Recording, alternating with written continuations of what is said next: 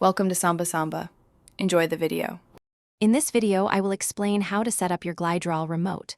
First, locate your garage door opener's control panel. You will need to access the programming button, often labeled P or Program. Make sure your existing remote is working correctly, or if it's a new remote, ensure it has a fresh battery.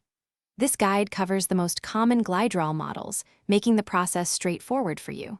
Let's get started with the first step.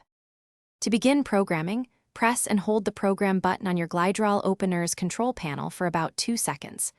A light on the panel should illuminate, indicating it's in programming mode. While the light is on, press the desired button on your new Gliderol remote once.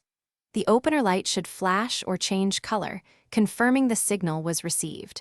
Release the Program button and test your remote immediately. If your remote doesn't pair on the first attempt, don't worry. First, check the battery in your new remote. A low battery can prevent successful pairing. Next, ensure you are standing close to the garage door opener during the programming process, ideally within 3 feet. If issues persist, try repeating the entire programming sequence from the beginning. Sometimes, a second attempt resolves minor timing discrepancies. Patience is key here.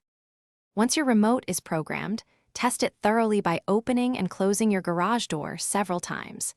If you have multiple remotes, now is a good time to program them using the same steps. Remember to keep your opener's manual handy for specific model instructions. For more great deals, and to check out the Echo Dot smart speaker mentioned, please see the links in the description below. Enjoy the convenience of your newly programmed Gliderol remote. Thanks for watching. Consider subscribing if we helped you.